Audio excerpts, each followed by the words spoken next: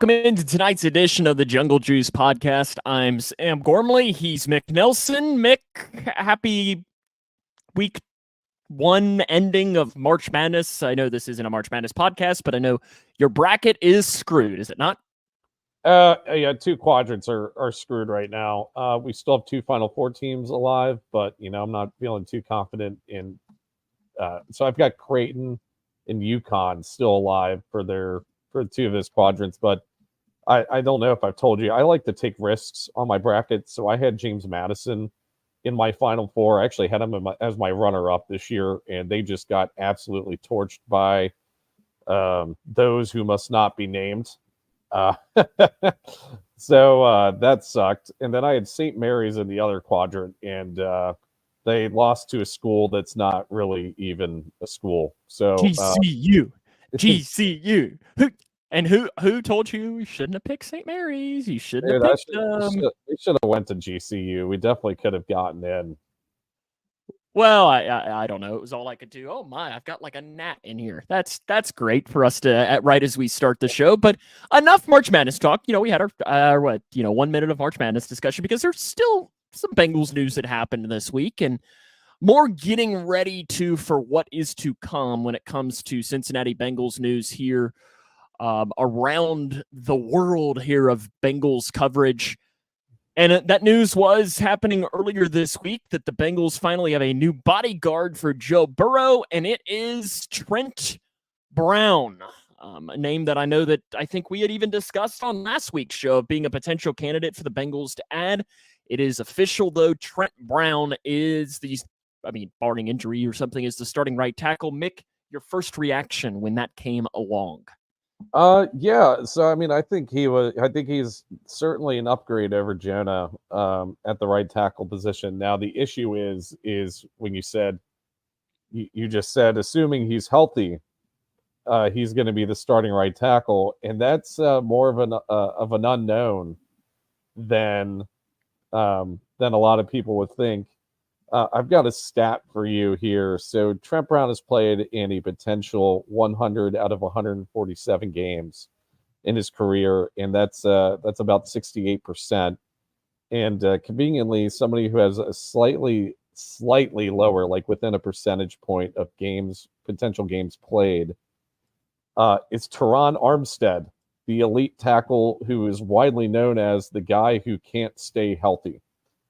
So that's just the one worry I have with Trent Brown how many games is he really going to play? Now I do think that this gives them a little bit more leeway if they wanted to go with a guy like Amarius Mims in the first round, who we've all considered to be, you've called him a lottery pick. I think he's certainly a project. But yeah, I think it's a good signing. I've yet to see how much we have signed him for. No, I was going to say the same thing. It has not been mentioned anywhere, which is interesting. Just not to say the least. Has him at $0. Did we sign him for free? No, if they signed him for free, then Duke Tobin, my man, deserves a raise. Because if Trent Brown's playing for free, then I don't care. I don't care if it's Bobby Hart out there. Like a free offensive tackle, I'll take him. Yeah. Yeah, I think he at least deserves the money they would have given Trent Brown.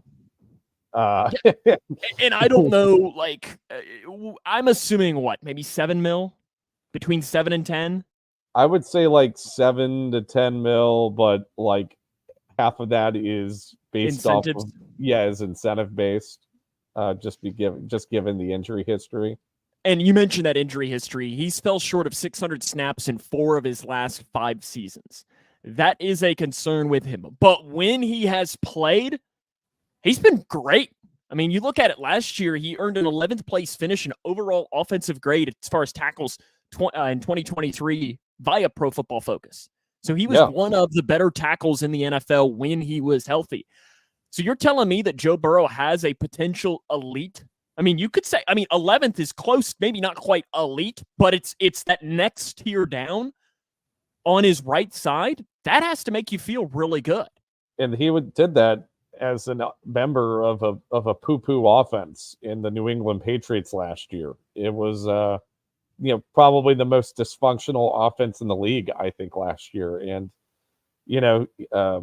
he like you said, he posted fairly solid grades. Definitely an improvement over Jonah in that factor. I've got some comparisons for you, Sam. So pass blocking grade last year, Trent Brown had a grade of 72.8. Jonah Williams had a grade of 57.9. That's a huge increase. Yep. Pass blocking efficiency, Trent Brown 97%, Jonah Williams 96.5%. Pressure rate, Trent Brown 5.09%, Jonah Williams 5.90%. Sack rate, Trent Brown 0.9%, Jonah Williams 1.15%. But I think the biggest discrepancies you're going to see between these two is the run blocking, in which Trent Brown is a massive upgrade over Jonah. Trent Brown 80.7 run grade, Jonah 54.0 run blocking grade. And then another thing I wanted to mention was the gap blocking grade, which the Bengals are a more gap heavy scheme type of running offense as opposed to a zone running scheme offensive running offense. And the grade differential is Trent Brown 80.7 with his grade in that type of scheme, and Jonah Williams 58.6. So I think grading wise, it's a massive upgrade. The only issue is how many games are we really going to get of Trent Brown before he goes down with some type of injury? And maybe he doesn't. There's a chance. Yeah, and then you're looking at and that's where I think that pick 18, and it's going to be something we're going to talk about later on in the show, so I don't want to get ahead of ourselves, is where it opens up a lot of flexibility towards that. You don't sign him, pick 18 almost has to be a right tackle.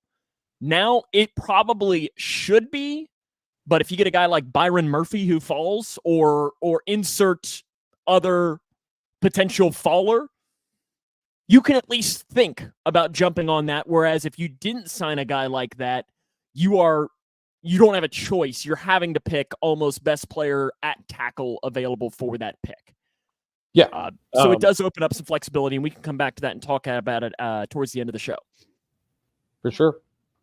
The other thing that stands out to me, Mick, is, my goodness, the Bengals have some massive tackles. Yeah. On the left side, 6'8", 345. On the right side, 6'8", 360. My goodness, we got some big old boys. Yeah. They're big. I mean, it's like they're not athletic at all. No. But that's kind of what they want. They just want maulers.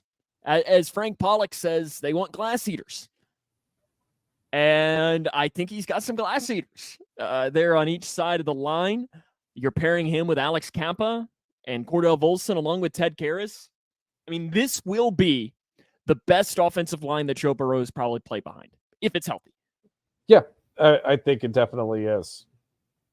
And that has to at least make you feel good if you are a Cincinnati Bengal fan. So I think overall, Mick, I would be very happy and give that Trent Brown grading a very high grade from the Bengals. Yeah, depending on the money involved, which I think the Bengals are pretty smart when it comes to the money that they give their players in free agency.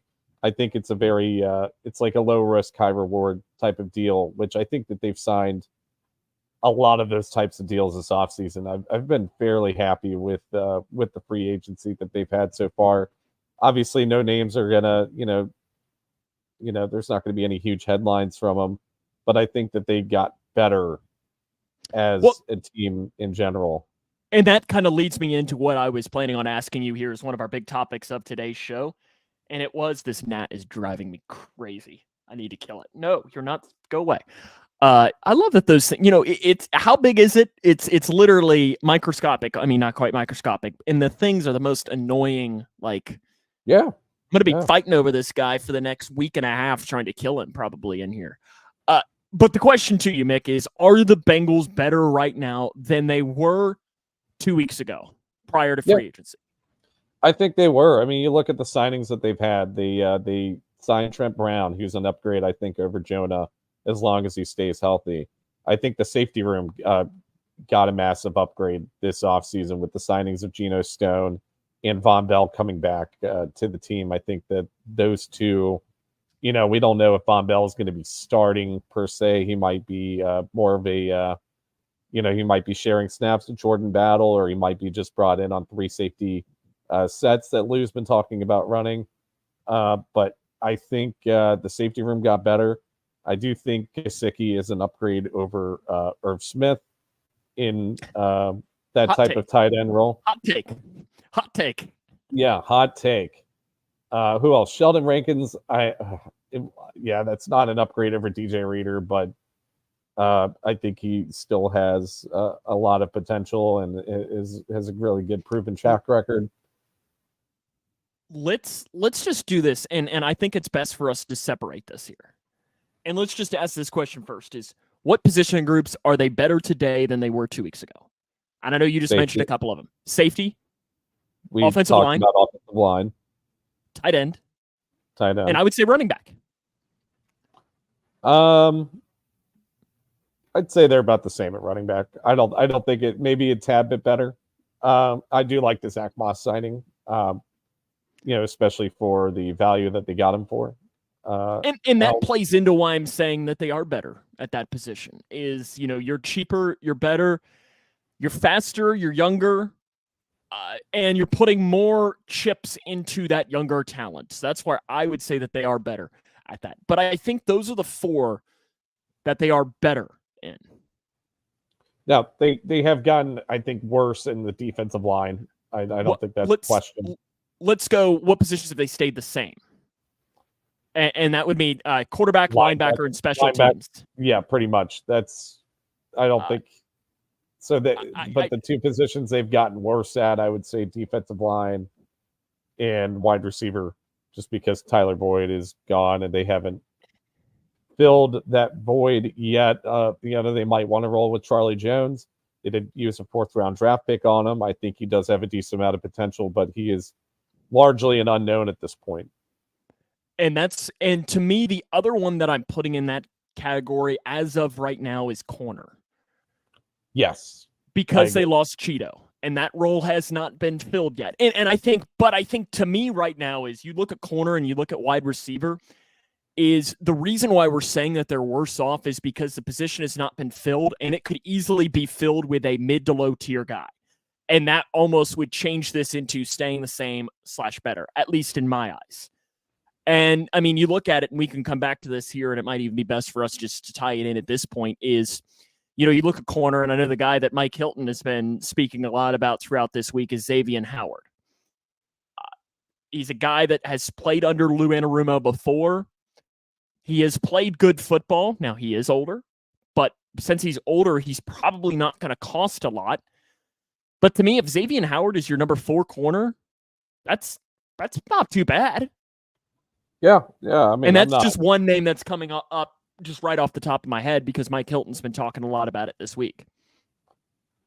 Yeah, I mean, I don't think I'd be entirely against it. I don't know if he'd be cornerback 4 or not. I mean, I think that he's probably battling DJ Turner for a starting gig as a corner. I'd say he's a decent insurance policy if DJ Turner didn't end up, performing to what we need out of our starting cornerback. But then again, I mean, you can also address corner in the draft fairly easily. I think there are a lot of, mid first round talented corners that could be available for the Bengals. We talk about Terrion Arnold out of Alabama. Now, I think Lou likes to run more zone than man-to-man, and Terrion Arnold isn't great at zone. But he's an elite man-to-man corner, I think, already. I think a lot of people have said he's better than Sauce Gardner in that department, coming into the draft, which I think that's high praise. That's about as high of a praise as you can give somebody. But then you got Quinyon Mitchell, the corner out of Toledo, who I recently mocked to the Bengals in my latest mock draft. I think that would be a really good pick if he's available. And then you've also got Nate Wiggins out of Clemson, who I think is... You're forgetting about our favorite guy, Mick. Cooper DeJean. So he's more of a safety, though. I think his skill set probably... Why not? Let's let's just be like the Reds, and the Reds have 75 shortstops. Why don't we just have 75 safeties? Yeah, we could do that. And also, I mean, we talk about versatility and how much Lou loves Lou likes that. Yeah, I mean, Cooper DeJean is the definition of versatility. I think he could play in a slot corner role. You could future-proof the roster, and he could be your Mike Hilton replacement. I think he could play outside corner, but I think that he's probably better suited for the middle of the field. Yeah, I'm not against Cooper DeJean by any means. No, I just love that name. That's going to be a name everyone's going to know out of Iowa, since that's all they can do is play defense and do special teams at Iowa. Since I don't know that they know what offense is there. It's like Virginia basketball. I don't know that they know offense. Raymond asks, "What's your thoughts on the new additions to the team?" And that's kind of you what were just a tad bit late, Raymond. and I think as a whole, very happy. I think things are going well, but there are still some questions, and we are talking about that right now. Corner, we just covered that one.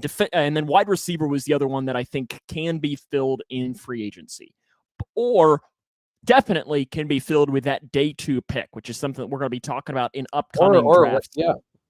Or even heck, they could bring Tyler Boyd back. It sounds like I think him and the Steelers are at somewhat of a standstill. They're in a standoff contract wise, and it doesn't seem like either side is budging. And I mean, if I'm Tyler Boyd, if the Steelers are being the way that they are, why would I come back to an offense where they can't, Russell Wilson is your quarterback, and there's just a lot of unknowns with the offense, and it's clearly not as good as what the Bengals have right now. I mean, I don't know if Tyler Boyd, you talked about DJ Reader being your guy that the Bengals would wait on till May. Let's say if Tyler Boyd isn't signed by May and the Bengals didn't, address or add on an additional slot wide receiver, I could very well see Tyler Boyd being a guy that they could bring back. And I don't think Tyler Boyd would say no to it. Yeah, I think that would all depend on the draft. That would all depend on the draft is what they can do, because I think the Bengals really in that slot position, they want to get faster. I think. I think that they want the offense to be quicker as a whole. And Tyler Boyd's not that. He definitely lost a step last. And part of that is that he's almost 30. Yeah. And he's not going to get faster. If anything else, he's just going to get slower. Yeah, I mean, you don't have to bring him back in the starting capacity, though. No. I mean, you could be giving the gig to Charlie Jones, and Tyler Boyd is more or less an insurance policy at the slot wide receiver position. We've liked that line today, haven't we? Yeah, I think it's a good way to describe it. The big one, though, that the Bengals are worse today than they were 2 weeks ago, and it is, I think, number one on the team as far as worse off by a long shot, is defensive line, specifically at the nose tackle position. Primarily, the reason is because they don't have anyone. Yeah. Well, no, okay, sorry, Jay Tufele. Sorry, you are there. Jay Tufele is still kind of small for a nose tackle. He's still technically there, and I think he was technically in a little bit in that position. So. Sorry, Jay. You technically are there. You usually like to crap on random Bengals. Did you want to crap on Jay Tufele? No, I mean, I don't think he's, if he's our starting nose tackle week one, I don't think that's a good idea, but I don't hate Jay Tufele. Okay, good. I don't hate him as much as I hate Josh Tupou. There it is. You're back. Why do you hate Josh Tupou? I don't know. I just don't like him. His team had a tough loss earlier today in March Madness. Dude, I had Colorado in my Elite Eight. They had a tough. They were looking. They played pretty good. That game against Florida. Colorado had. Yeah, that was a great game. One of the best. Great game. Yeah, one of the best March Madness games I've ever seen. But I think you look at the defensive line, because I think that they have gotten better. I think it's 3-tech, though. And more so as the realm of, Sheldon Rankins and BJ Hill is better than BJ Hill and Zach Carter. Yeah. I think Zach Carter's probably gone. That at least, there it is. I had to name one of your guys that I knew you would just decide to crap on, and Zach Carter is a good go-to. Like, I would rather keep Jackson Carman on the team than Zach Carter. That's how low I think of Zach Carter as an interior defensive lineman. He's too small. He's not fast. I don't know how the hell he was graded as a third-round draft pick. And it's not like he wasn't graded as one beforehand, and the Bengals, like, pulled a Drew sample and reached on Zach Carter. Zach Carter was widely regarded as a third-round draft pick, and the guy sucks. It's the best way I can put it.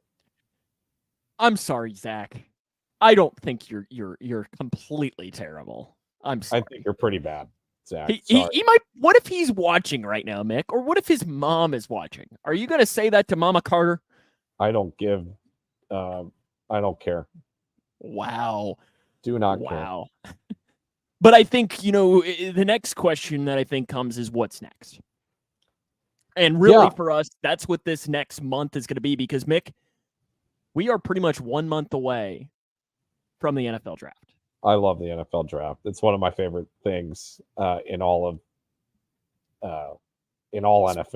It's probably a top 3 favorite thing. Yeah, to me, it's one of my favorite weekends. If I'm just talking weekends. In sports, probably, I would say. It is my second favorite weekend, maybe in sports. Number one's what we're experiencing right now, I would assume. Exactly, right now. Right now is and that one is number one by a long shot. Until your team loses to a white guy that's probably just as old as us with the widows. Okay, I'm going to turn you off because I'm down. We're not. Punch a man when he's down. Punch a man when he's down. Yeah, are you going to play nice now? No. What's that? That was I don't hilarious. think you can. I don't think you can unmute yourself. I think I have the power to keep you muted. You can try it. I you just can unmute unmuted yourself. myself. Yeah. But I think I can do this, and that keeps you from being able to, because I don't think you have the ability to add yourself back to the stream. So I think that's the way I can work it. Okay. We might be better off with that view anyways. But what's next? And to me, I think, there's two folds to it. And the first one is more that I think we focus on today, because the second part of this is what we're going to focus on for the next month. And that is obviously the draft. And we can kind of go over how we're going to be handling that. But first off is free agency, because there are still some free agents out there, or some positions that the Bengals potentially could add free agents. Do you see anything out there that could potentially be a what's next for the Bengals? Maybe a position group. Maybe there is a specific guy. Last week we called Trent Brown. Mm-hmm. Is there anything that's speaking to you as far as what's next for the Bengals in that realm? I'm not going to lie. I didn't really look too deep into the free agents for this, so I'm sorry if I come unprepared here, but I am just looking at some names here. We talk about a nose tackle. Calais Campbell is still a free agent. I think He is 95 years old, though. Yeah, but, 1 year rental, nose tackle, clearly an upgrade over Tufele. Probably an upgrade, clearly an upgrade over Tupou, who's also a free agent, and I think he might be coming back. I'm worried he might be coming back. Taven Bryan, somewhat interesting to me. He hasn't been very good in his NFL career, but former first-round draft pick. Everybody loves Tierre Tart. I know you love Tierre Tart. I don't really see him as much of a nose tackle. I think to me, if Tierre Tart was the guy, he would already be a Bengal. Yeah. And I'm by no means am I a Tierre Tart guy. That was me more predicting as to who I thought the Bengals potentially would go with in that position. Another ancient guy who could be a nose tackle, Linval Joseph. I think that would be an interesting signing. I know I'm talking about really old people, and I've been known as the guy that, hey, avoid old people, but there's really nobody that's young other than like a Tierre Tart or a Taven Bryan that I would really take much of a flyer on. And Matt writes in here, and he says the guy that I mentioned as far as another free agent is Xavier Howard earlier in the show. He could be a guy that would make sense. Has experience with Lou. Has played good corner. He's older, so therefore he won't be as expensive. Mm-hmm. To me, that's one that I would keep an eye on because I do think that they have to make a signing at corner. I've almost been surprised that there hasn't been anything there because, I mean, let's just say, okay, Bengals draft day one, they draft Nate Wiggins, just as an Mm-hmm. example. I mean, my goodness, is that a young cornerback room? I mean, Yeah. Mike Hilton is the oldest by far, by far. And then isn't Cam Taylor-Britt then the second oldest? Yeah, I would say, is Jalen Davis still on the team? I don't know. I guess I forget about Jalen Davis. Yeah, we like to forget about him. uh, What about I'm just on an old guy. I'm not like myself today, guys. Apparently. What about, like, if we're talking about older corners? I know we talked about Xavier Howard. What about Stephon Gilmore? I mean, what type of contract could we see Stephon Gilmore be looking for? He's still currently a free agent, but he's still, old. He's older, but he's been, still a fairly reliable, borderline elite corner. But is he somebody that they could take in to be more of that mentor, or, somebody that can eat up, a decent amount of snaps, that, I don't want to throw. I'm not. What's a synonym for the word I'm about to use? Backup plan for if DJ Turner ends up if crap hits the fan. Yeah. Another name, Levi Wallace, I think would be a good potential signing. Yeah. I mean, Rock Ya-Sin, that seems like a cool. I love his He's name. At least younger. And he's younger. Yeah, he's only 27, I think. So another big topic that came up though this week we have not talked about as well, and I think Rick writes in, is ESPN came out and it's been I don't remember if they were the only ones that had it, but that apparently the Bengals are softening their approach on a trade concerning T. Higgins. To me, I just really, the more I think about it, the more I don't see it happening. I think, and I know Tommy talked about this in the group chat, that he doesn't know if he necessarily agrees that the L'Jarius Sneed trade to the Titans impacts the potential trading of T. Higgins. I'm going to push back on that and say it definitely does. Now, T is at a more like a highly valued position at wide receiver. I would value the wide receiver position a little more than corner, but then you kind of compare, well, T. Higgins is at a more highly valued position of wide receiver, but L'Jarius Sneed is probably at least a top 10 cornerback in the league, maybe top 5. And T. Higgins isn't necessarily a top 10, top 5 wide receiver. He's probably top 20 when he's on his game. But so I don't know. I would say he probably has a similar market to what L'Jarius Sneed had. And if that's what all the Bengals could get, I wouldn't even consider trading him. I wouldn't. Yeah, I would. Third round pick, no. Absolutely in 2025, not. Third round pick, not even this year. Yeah, no, I'm absolutely not. Matt asks an interesting question though. He said, if we trade T, would it be before the draft or during the draft? I don't know. To me, I would be surprised that, because to me, for the Bengals to trade him during the draft, it would have to be on day one. Yeah, I mean, I think that's typically what you see too when you see the big players trade being traded in the middle of the draft. I mean, AJ Brown is the most recent example, with him going to the Eagles from Tennessee. I think that happened pretty early on in the 2021 draft, 2022 because that was draft. the 18th pick. Yeah. What was the other? There's only one other example I can remember of, and that's Jason. I guarantee there's been one after, but Jason Campbell, I think being traded to the Raiders. I think there's a name for the past. If you had Jason Campbell mentioned on the bingo card today, congrats, you win. Former first round pick from Browns Auburn. legend. Browns legend Jason Campbell. Rick asks, New England is the 34th overall pick. I don't think that's given the L'Jarius Sneed trade that happened a couple days ago, I don't think that's T's market now. I don't either. Do you say yes? Oh, if that's it, yes. I don't even think about it. I just don't think that teams are going to be willing to offer that now. Yeah, I think to what, and I know we've talked about this, but I think our answers have to change a lot. And I think it's important for us to have this discussion because that's going to be a lot of what this discussion is going to be over this next month. What is the minimum for you for the Bengals to trade T. Higgins? I'm going to stick to what I said earlier, top 40 draft pick. This year, not next year. This year, top 40 Would draft you pick. go 58th pick this year? I don't know who that is. It doesn't matter. No. And a future 5th? No. Because the value you're going to get out of T is probably higher. At least. What about like a 3rd and a 6th this year? No.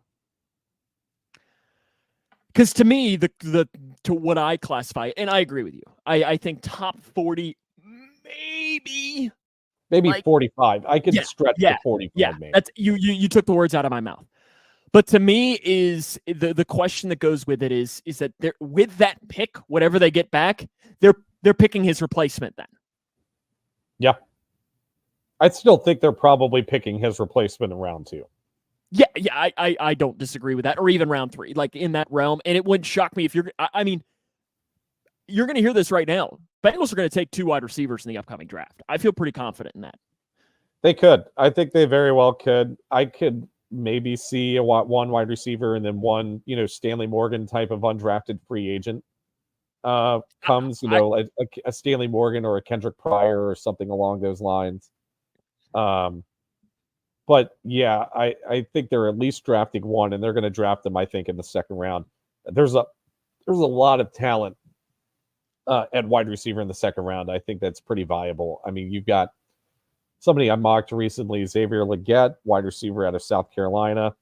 Keon Coleman, which his stock's really dropped. It's dropping a little bit. I think the film is. I don't think he had a great combine, and I don't think the film is as good as people thought it would be or thought it was initially. But then you've got a Ricky Pearsall, wide receiver out of Florida. You've got Xavier Worthy, which I think he still probably goes before the Bengals draft at 49. But Roman Wilson, that's another one too, in Michigan. He's there at 34 though, maybe. I don't think that's happening. But still, and that's where I'm saying is that I think that's where it'll be more than likely that you'll see that. I mean, if they trade T. Higgins, whatever pick they get is going to turn into T. Higgins 2.0. Potentially, yeah. By that, I'm not calling whoever they're going to get T. Higgins. I'm more just saying in that role on the starting offense, as so on. Rick says Kid Rice. I'm not sure that's Brendan Rice out of USC, wide receiver. Okay. He was Caleb Williams' I think one of his top targets. I think that would be a good 3rd round pick, Rick. If he's available at pick 80, 81, 82. I can't remember where the Bengals are. 97 too. I think they have 97 as well. Yeah, I don't know if Brendan Rice would be available then, but definitely that 1st, 3rd round pick potentially. Yeah, I think to me, you're going to see right at the start of day 1, you're going to see from like pick 6 to 10 or 6 to 12, you're going to see a ton of wide receivers come off the board. And then you're not going to see another one drafted until maybe early day 2. Like, I mean, there are a couple in that late day 1 realm. I think you'll see a few. I think you're going to see. I like what you're saying there. You're going to see the Adunzes, the Marvin Harrison Jr.'s, the Malik Neighbors, Brian Thomas maybe go off the board. His stock is starting to drop. I think his stock is starting to fall a little bit too. But I think you've got that group. Sam Monson from PFF thinks Brian Thomas Jr. is just Marquez Valdes-Scantling. That's a take. I don't know if he's quite that bad, but I do trust Sam Monson's opinion a lot. So that's just an interesting take that he has. But then you've got a Lad McConkey, who's his stock I think is starting to rise. Adonai Mitchell, or AD Mitchell, I think his stock. I think he's probably wide receiver 4 if I had to pick one. And I think he might go. He could be a potential look at 18. Honestly, I think he's that good. Matt brings in here. Matt asks a question here too, kind of in that wide receiver. We'd love to have somehow land the wide receiver from LSU. I'm sure he's talking about Malik Neighbors. Yeah, I hope he's talking about Malik Neighbors. Yeah. Now, no, Malik Neighbors is not. Sadly, will not be there at 18. I think unless he's caught smoking in a gas mask before the draft. In that case, he might. I don't even think that matters anymore. I don't think it does either.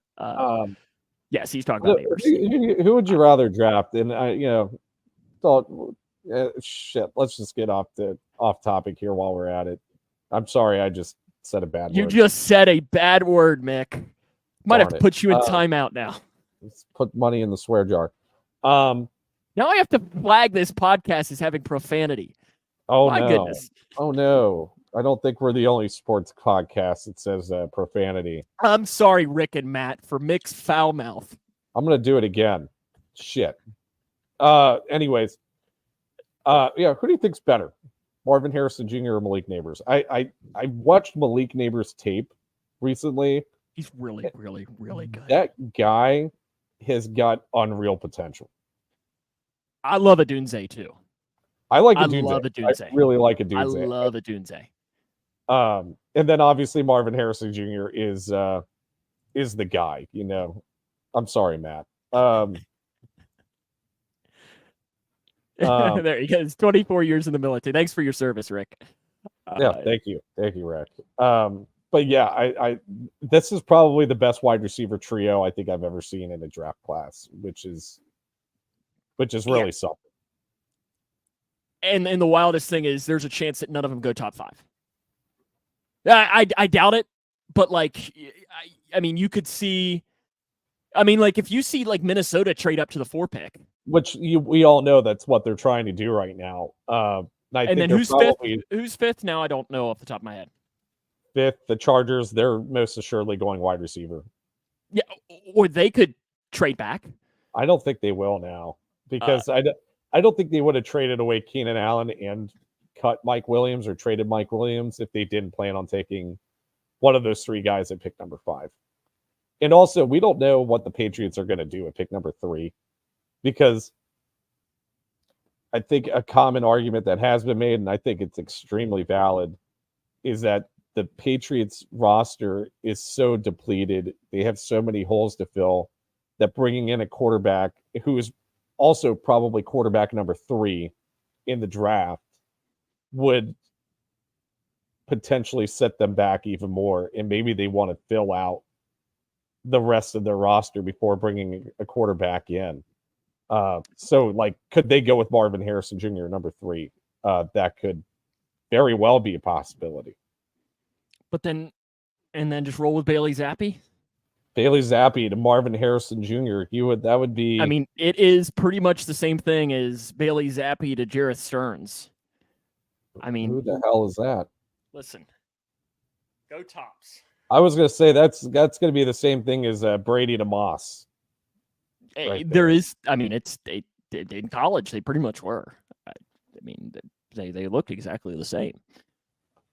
But I think it's so interesting because, and even Matt comes in here. We talked about this a few minutes ago. Do we somehow keep Tyler Boyd? I think the make with that is the more days go by, I think the more of a chance it is. Yeah. But I still think that chance is small. But I still agree with what you said is I don't think that signing happens unless Tyler Boyd comes to the Bengals and says, I'll play on a just absurdly undervalued deal, which I don't expect him to do. I wouldn't expect them to make a signing for Tyler Boyd until at least May. Yeah. I'd say it's definitely post-draft. And that would mean that what happened with wide receivers in this draft was what happened with tight ends last year, as far as none of them just really landed in the Bengals' lap. Yeah. And that's to where I think that because then they're at the point now where it's like, well, crap, we need somebody. Okay, yep, you know us. Yeah. And Let's I think go. we're seeing like the wide receiver 3 market kind of soften a little bit. And I think that Because of this year's draft. one, because of this year's draft, and two, because it doesn't have to just be this year's draft. I think it's just a widely considered viewpoint from NFL front offices that, well, we don't have to go out and spend a ton of money on a wide receiver 3, or even spend, $7-8 million on a wide receiver 3 anymore. We could just go and draft one any draft year. I mean, we've seen these wide receiver classes come out in recent years, and it's not like we've seen a bad wide receiver class in any year in the past probably five years maybe. And you're seeing too, I mean, in a lot of ways you could make arguments the past couple of years the best wide receivers have been taken day 2 and later. Yeah, I think last year especially, I mean, multiple. And then Tank Dell. I think, yeah, Puka Nacua, and then and Chiefs guy. Rashee Rice. Yeah. Yep. Jaron Reed. Jaden Reed. Yes. Jaden Reed. Thank you. But still, so I think you're seeing that a lot. Then I think that that's what's going to hit the Bengals really well this year, is that I would be very surprised if they take a day 1 wide receiver, unless they trade T. Higgins.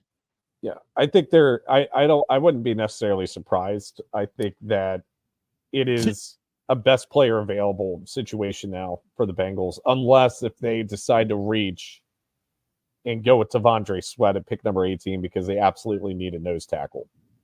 And it's what he is going to be. He is a polarizing guy too, because you see some mock drafts that don't have him until the 3rd.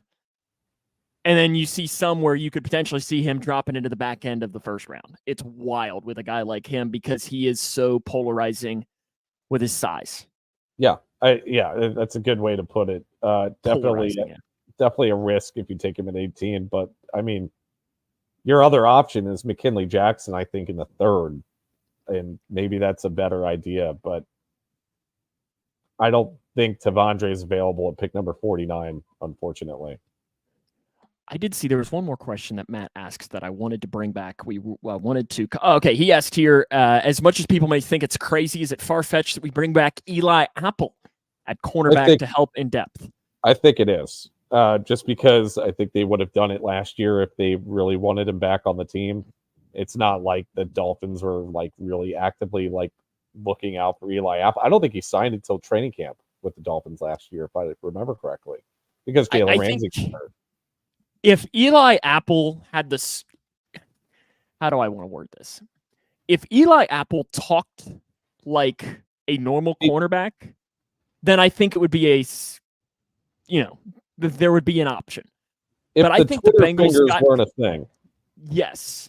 If social media wasn't a thing, Eli Apple I could see coming back. But I think the Bengals got kind of fed up with Eli Apple being Eli Apple. Yeah. Also, he's not going to change. Yeah. Also, you are right, though. He signed on July the 29th. Yeah.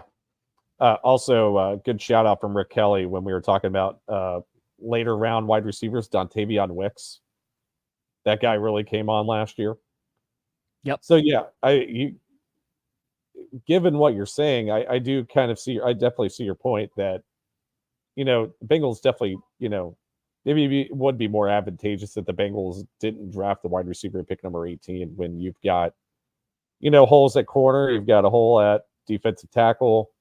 Obviously Trent Brown isn't going to be your long-term right tackle. Might want to get a guy like Amarius Mims who is more of a project. But yeah, I do. No, go on. Finish your point. I was going to say the free agent class that they brought in put them in a really good spot to take the best player available at one of these positions of need. Yes. And you even still got out there dangling Brock Bowers. I don't think it's far-fetched that he could be available at 18. I don't think he will be. I think some team is going to pounce on him.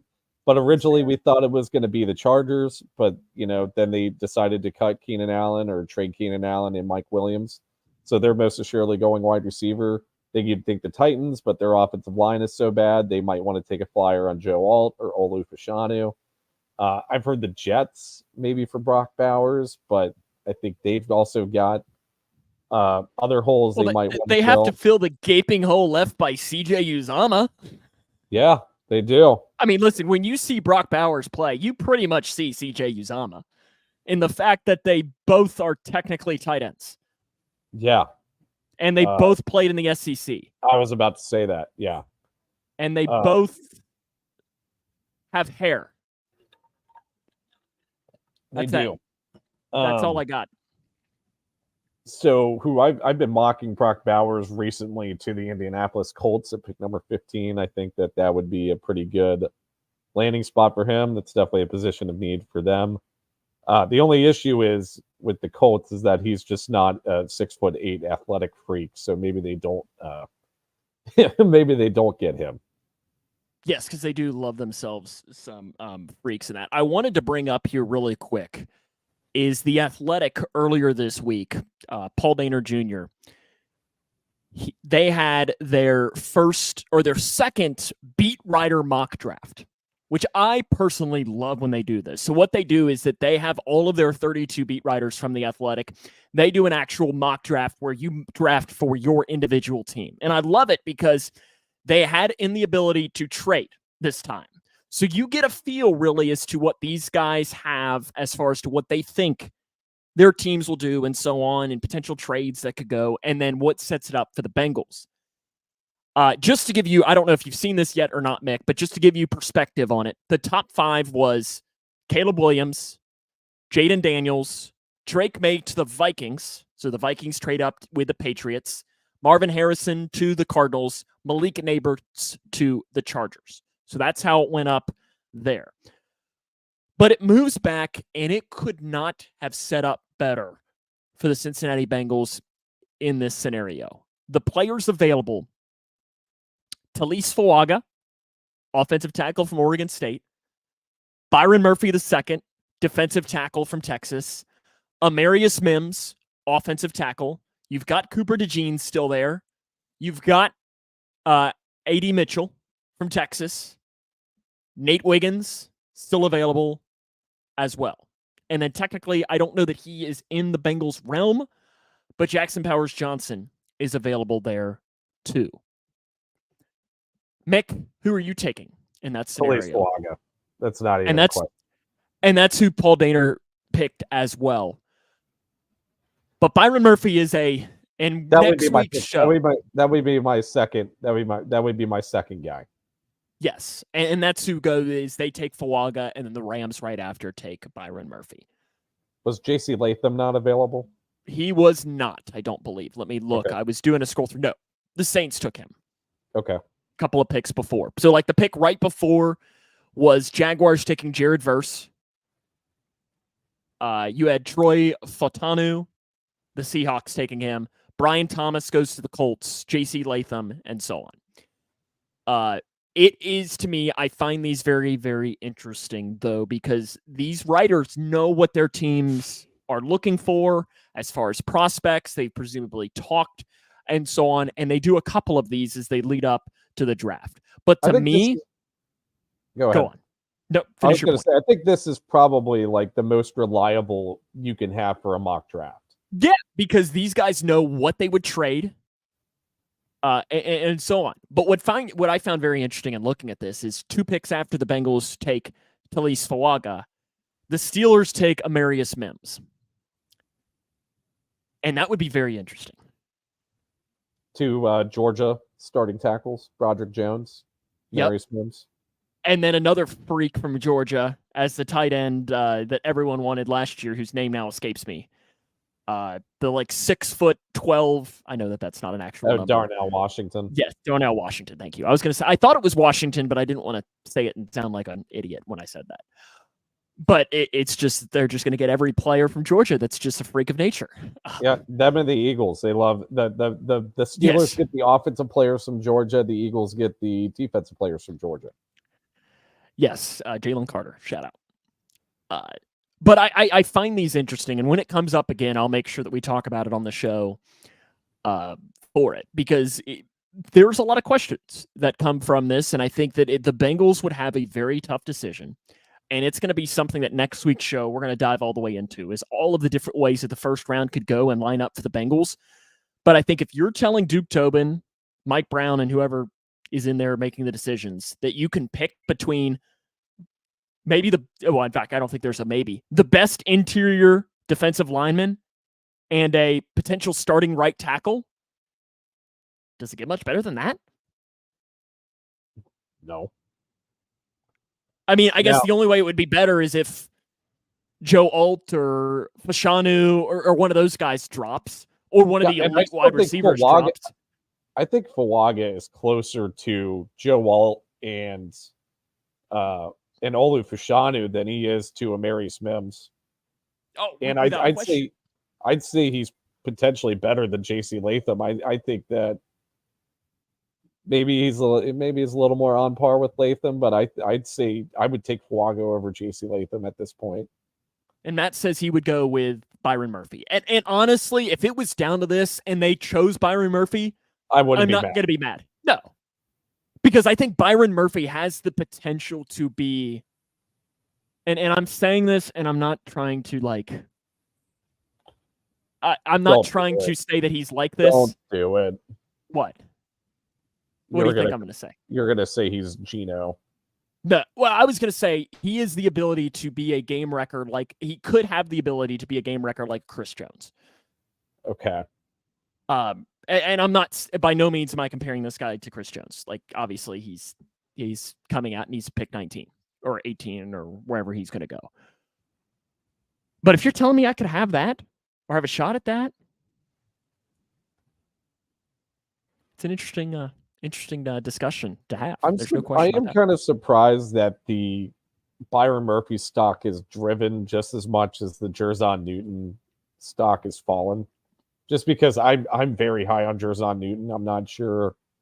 I wonder if he had a bad combine or something, or an underwhelming combine where his stock has fallen a little bit, but I've considered him to be in that realm of a game wrecker interior defensive line as well. Tell you this, he was not drafted in the first round of the Beat Writer mock. That is surprising. So, and I'll do this too. So Paul Dehner then expanded upon it and did a full mock draft every single round. So we'll go through this, and I think this could be a great way for us to jump into when we start diving into the draft next week. So he goes number 1, he takes Talise Fuaga.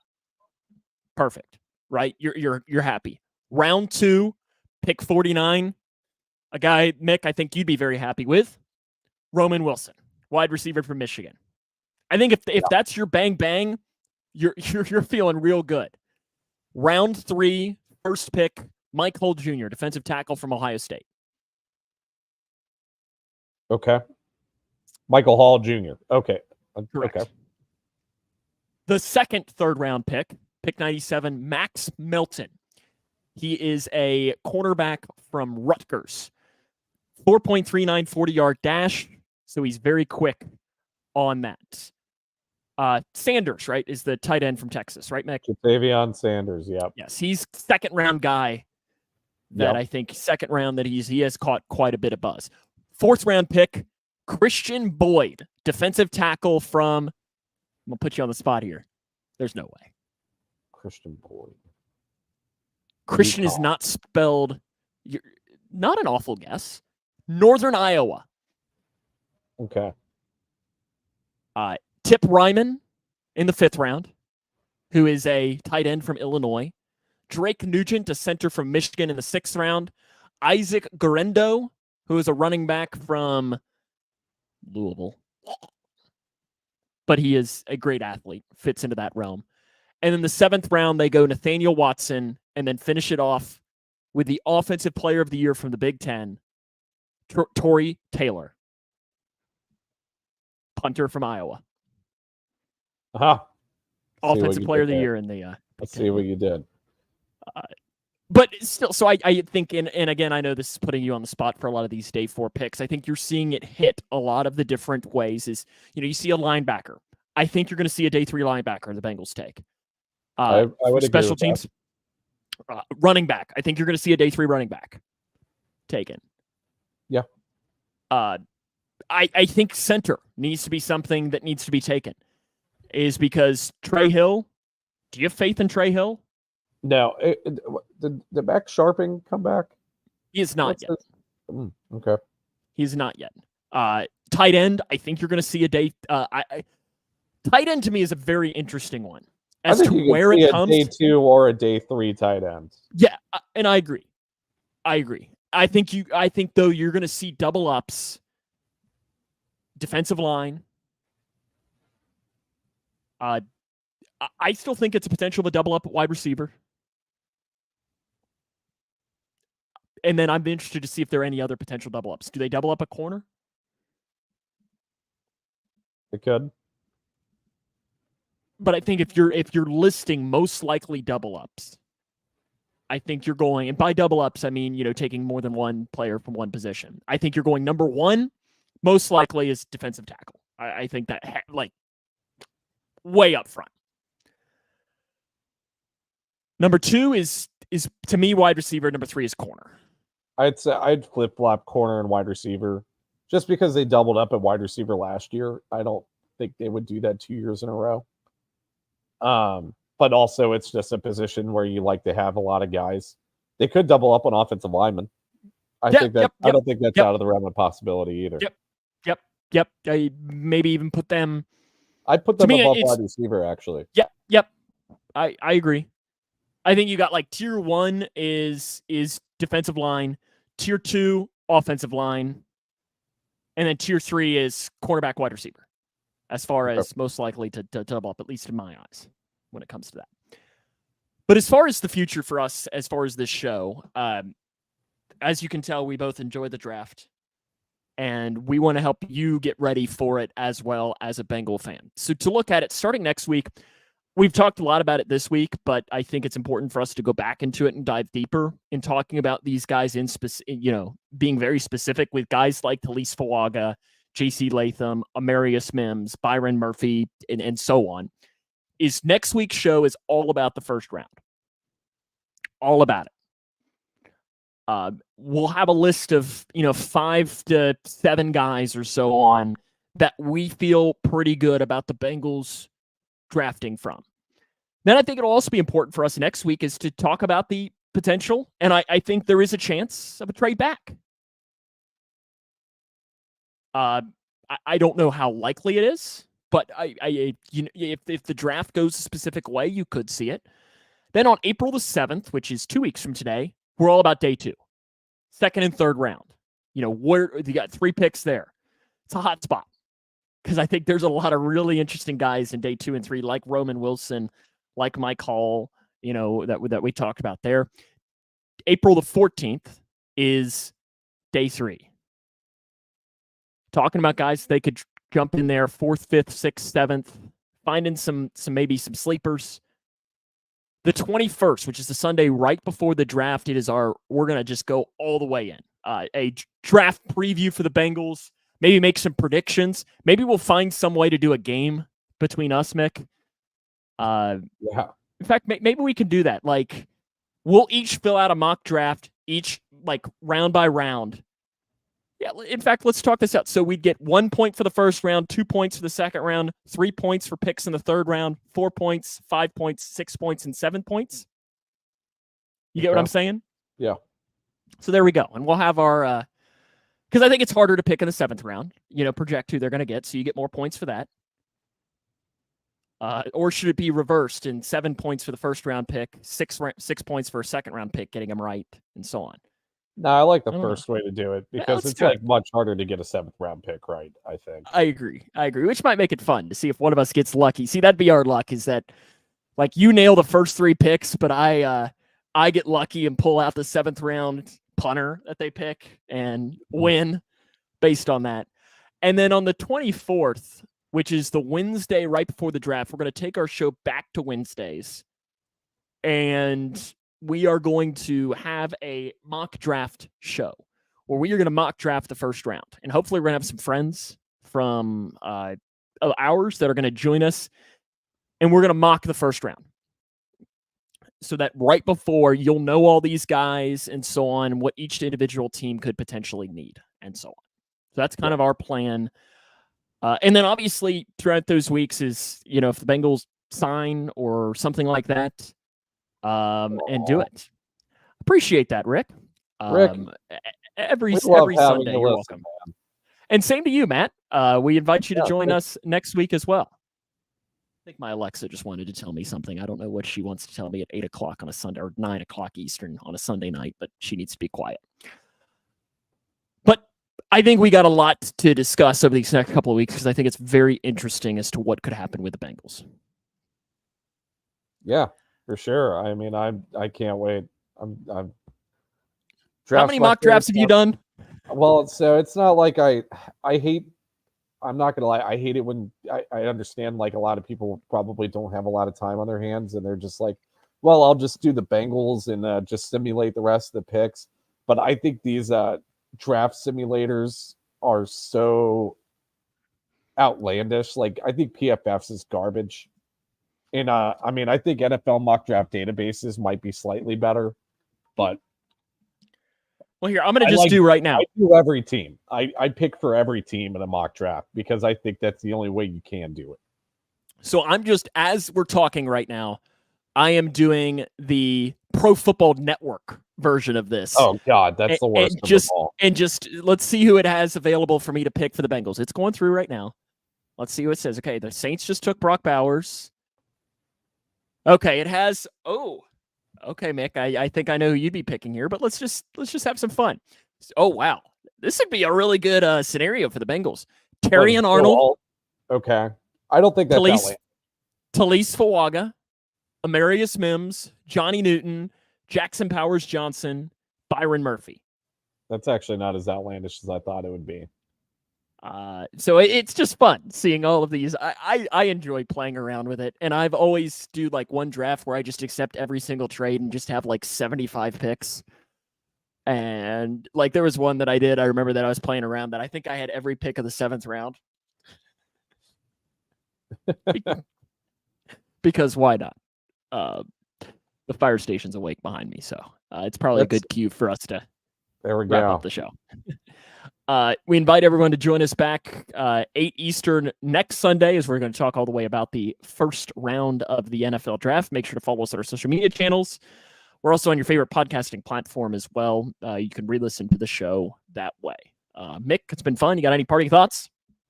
Yeah, have a good week. We hope to see you all next week. That'll be a good way for us to wrap us up. So until next week, Hoo Day. Hoo Day. Thanks for watching.